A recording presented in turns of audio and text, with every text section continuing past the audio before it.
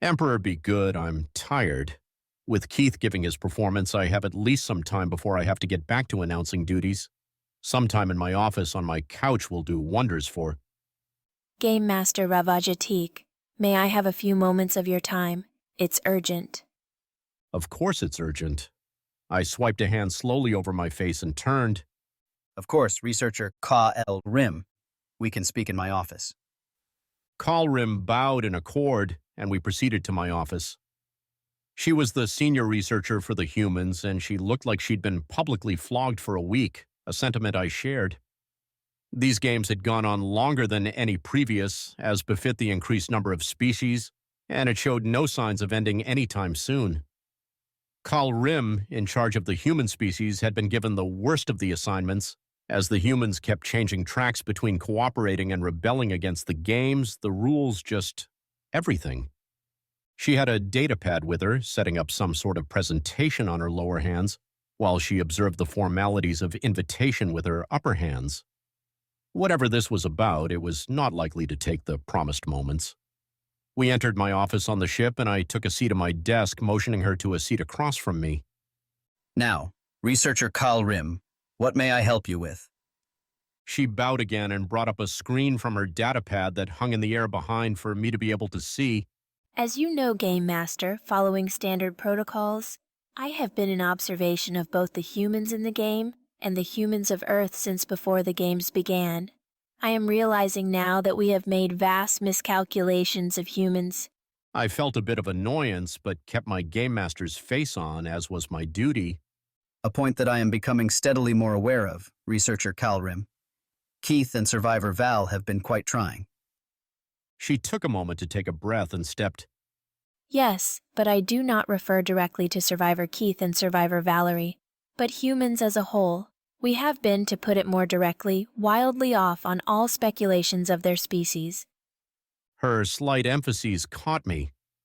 When had he become Keith and not survivor Keith? Val, not Valerie?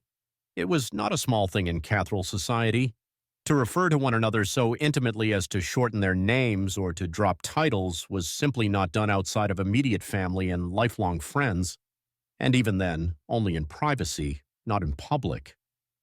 I had never slipped in such a way since I was a child. Why now? Why this species? It was disturbing, along with a number of other things. I thought it over as I motioned for her to continue. Researcher Kalrim brought up an image of Earth, motioning with one hand as her lower hand manipulated the datapad.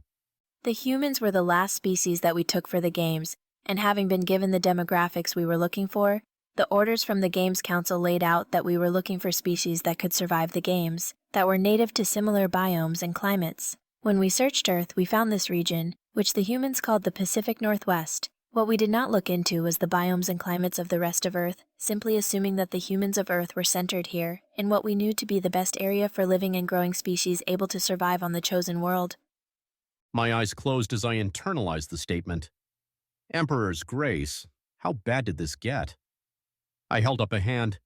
As your superior, I am putting forth a statement. Skip the honorifics, titles, all of it. Get to the heart of this, because I believe this is information I, and the Emperor, need to have with immediacy. Kalrim bowed quickly. First, we got their natural climate information incorrect. Humans don't have one. What? It was an immediate shock. She gave her assent and continued. With remarkably little effort given the circumstances, humans can survive in nearly any climate on their planet, and almost all observed biomes do exist on Earth. An example, this is what they call the Sahara Desert, and humans live here. This section, covered in snow and ice, is known as Russia, and humans live there in great numbers. Here, humans live on volcanic islands, some with active volcanic activity occurring even as we speak. This has to do with their unique biology, which, to put it delicately, is unlike any species we have ever encountered. In warmer climates, their bodies have a cooling system, sweating out excess moisture that their body collects to cool them off. In colder climes, their endothermic nature makes them able to survive indefinitely with the proper layers of insulation and a minimal heat source. They may not like the extremes, but they can adapt to them. They have no required hibernation or dormancy period, and can reproduce year-round. I already didn't like where this heading. Incredibly adaptable, and with no particular downtime aside from necessary sleep. And we just watched the evidence that they could put off their sleep cycle if they were determined to do so. Kal-Rim, however, was still not done. We settled on our 2 contestants mainly due to the demographics of what we needed for the games, that we specialized as a mercantile species by our consideration. It simply isn't their only specialty, which we are only just now realizing. For instance, taking a closer look at their satellites, we discovered vast military applications. This led us to consider a more militaristic bent to the humans, and as soon as we looked, we found it.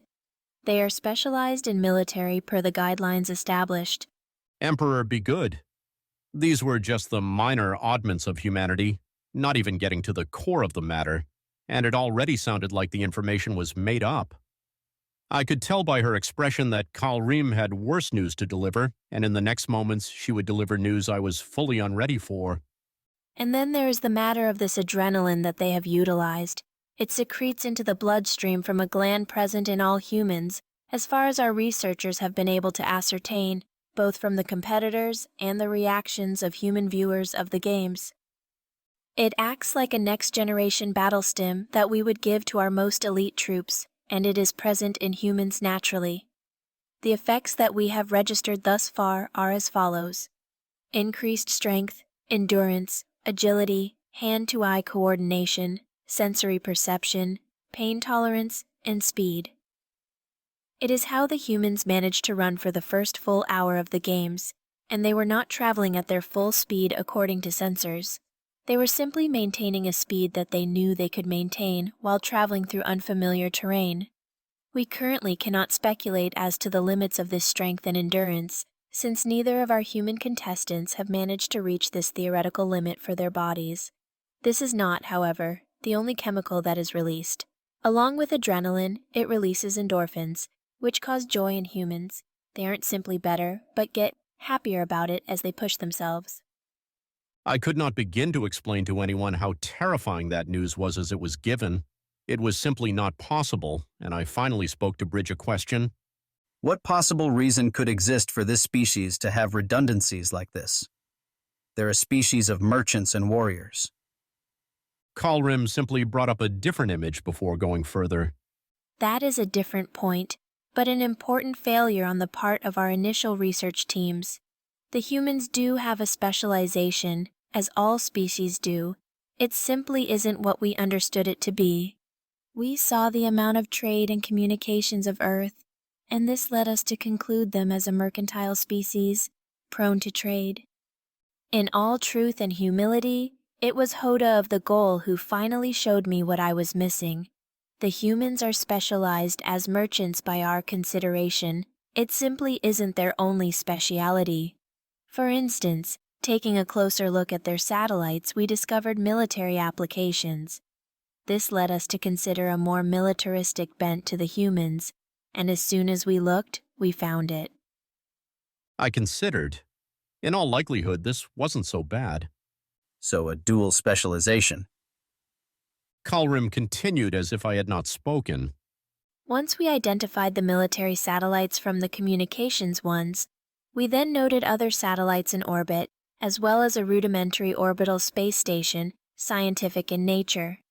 This led us to a plethora of independent scientific sites, laboratories, observatories, marine research institutions, as well as studies in geology, climate mapping that might even exceed our own capabilities, which in turn turned us onto historical institutes, places that study advanced physics, and a host of higher education facilities. This would mean that, by our estimations, they have specialties in science. I almost responded, but sat back instead. No species had shown evidence of triple specialization, not even us. Certainly we had advanced in more than a few areas, but the centrality was a focus on governance and technology. What I was hearing was beyond anything I could have imagined in a single species. But Kal-Rim was not done. Going through their learning institutions and following the track of the movies that Keith played, we found them specialized in art, athleticism, philosophy, governance, technology, what they call culinary arts, and even the study of learning itself. It was as Hoda pointed out about Keith.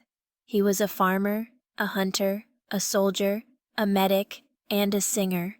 We even had to start creating new specializations, such as their culinary arts and entertainment, and more specializations are still being explored.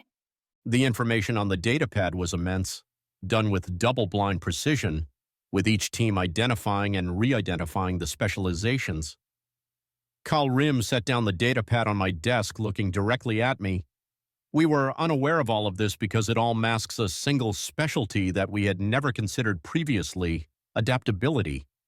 This species has evolved to be the ultimate life form in its ability to adapt, even down to their adaptive genetics.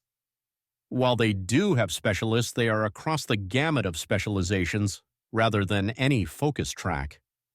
We settled on our 2 contestants mainly due to the demographics of what we needed for the games, that we had found 2 humans from the same city with almost a mirror to each other, but enough commonalities to create the potential for a mated pair.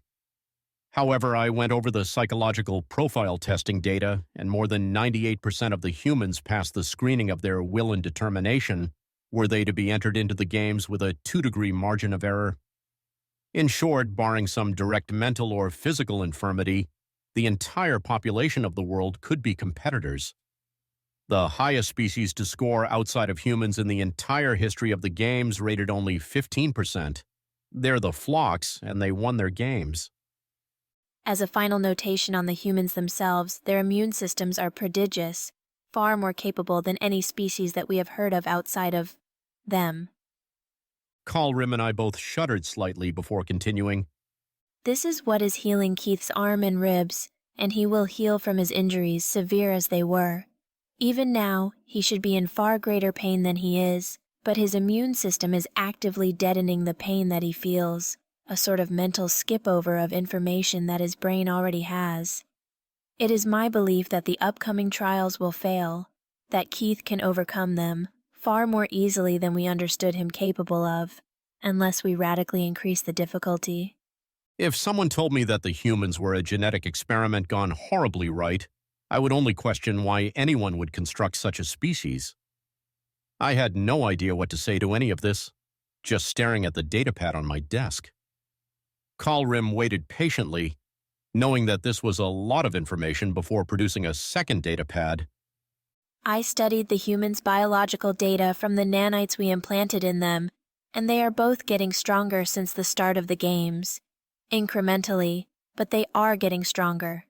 The more disturbing trend was when I went over similar information from the other species involved. They are getting stronger now too, and none of this has happened in the history of the games. The routine is the same every time aside from now. The contestants get gradually weaker until eventually, through combat, injury, or illness, there is only one species remaining.